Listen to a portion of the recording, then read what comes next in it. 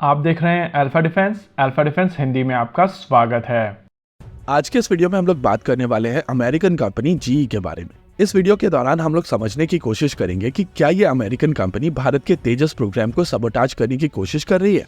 देखिए, कल जब हम लोगों ने बात की थी कि तेजस प्रोग्राम में जो डिले हो रही है उसके पीछे कहीं ना कहीं कारण है जीई के इंजन्स, लेकिन कोई भी उस टॉपिक के ऊपर बात नहीं कर रहा है। नेचुरल है कि वो चीज नैरेटिव में फिट नहीं होती है। आप अगर जीई के बारे में बात करेंगे तो आप भारत और यूएस के रिलेशनशिप के बारे में बात करेंगे, भारत सरकार की विदेश नीति के ऊपर बात करेंगे और आपकी जो स्ट्रैटेजिक ऑटोनॉमी है जिसके बारे में लगातार हम लोग बात करते आए हैं उसके बारे में बातचीत की जाएगी। लेकिन ऐसा करने से कॉन्वर्सेशन गंभीर हो जाती है और हमारे यहाँ पर लोगों को आदत है हल्की बातें करने की। इस नैरेटिव में जो चीज ज्यादा बेहतर फिट होती है वो है कामचोर एचएएल। सरकारी कंपनी है, कामचोर है, ये लोग काम नहीं करते हैं।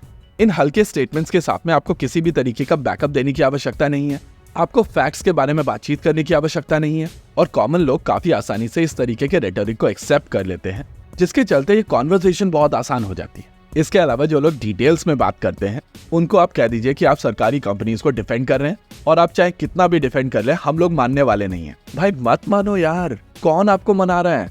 बस बुरा लगता है क्योंकि देश का ब्राइट माइंड जो डिफेंस जैसे सीरियस टॉपिक को मॉनिटर करता है वो ऐसी हल्की बातों से कैरिड अवे हो जाता है। आइए समझते हैं डिटेल्स को और इस पूरे घटनाक्रम को। पिछले साल जून में जीई की तरफ से एक स्टेटमेंट दिया गया था जहां पर उन्होंने इंजन का स्टेटस दिया था।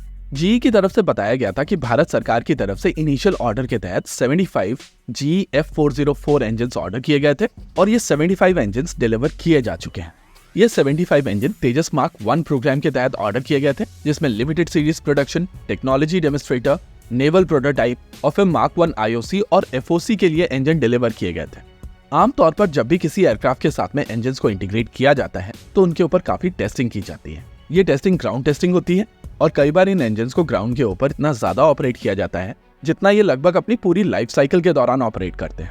यहाँ से जो डेटा निकलता है उसके हिसाब से एयरक्राफ्ट की एनवेलप का डेफिनेशन होता है और कई मायनों में सर्टिफिकेशन भी होता है। लेकिन अनफॉर्चुनेटली इस तरीके की टेस्टिंग के बाद में ये इंजन यूजेबल नहीं रह जाते। जीई के स्टेटमेंट में साफ बताया गया है कि 75 इंजन जो एलसीए मार्क 1 प्रोग्राम के लिए ऑर्डर किए गए थे वो डिलीवर किए जा चुके हैं, लेकिन 99 इंजन जो मार्क 1A प्रोग्राम के लिए ऑर्डर किए गए थे वो अभी तक डिलीवर नहीं किए गए। इनिशियल टाइमलाइन के हिसाब से ये इंजन पिछले साल जुलाई से आने शुरू होने थे, फिर जो रिवाइज टाइमलाइन दी गई थी उसके हिसाब से नवंबर में, और अब जो रिवाइज टाइमलाइन दी गई है उसके हिसाब से इस साल सितंबर में ये इंजन आना शुरू होंगे। यानी कि मार्क 1A की डील के हिसाब से इंजन नहीं आए हैं और एचएएल की तरफ से जो मार्क 1A बनाए गए हैं वो इनिशियल डील के तहत जो एडिशनल इंजन थे उनके बेसिस पर बनाए गए। इसके अलावा जीई की तरफ से ये जो 75 जीई F404 की बात की जा रही है इसमें से पहले 5 F2J3 स्टैंडर्ड्स के हैं। जी हाँ, ये IN20 स्टैंडर्ड के इंजन नहीं है और इनिशियल टेक्नोलॉजी डेमोन्स्ट्रेटर्स के लिए ये 5 इंजन एक्वायर किए गए थे। अभी तक के अगर आप एयरक्राफ्ट की बात करें और उसमें से टेक्नोलॉजी डेमोन्स्ट्रेटर हटा दें तो 5 prototype vehicles, 2 naval prototype, 7 LSP, 16 IOC, 16 FOC, 8 trainer और 2 मार्क 1A बनाए जा चुके हैं। यानी कि इन टोटल 57 एयरक्राफ्ट बनाए जा चुके हैं और इन 57 एयरक्राफ्ट के लिए आपके पास में 70 इंजन अवेलेबल थे। थियोरेटिकली अगर यहाँ पर देखा जाए तो एचएएल और भारतीय वायुसेना के पास में मिलाकर 13 स्पेयर यूनिट्स होनी चाहिए, लेकिन इनमें से 6 से 8 यूनिट ऑलरेडी टेस्टिंग में यूज की जा चुकी होंगी और इसी वजह से घुमा फिराकर सारी कॉन्वर्सेशन आती है वो जो स्क्वाड्रन के पास में 4 या 5 यूनिट्स होंगी जो बेसिकली स्पेयर इंजन के तौर पर वहां पर रखी जाती हैं, उनको लेकर इस समय नेगोशिएशन चल रही।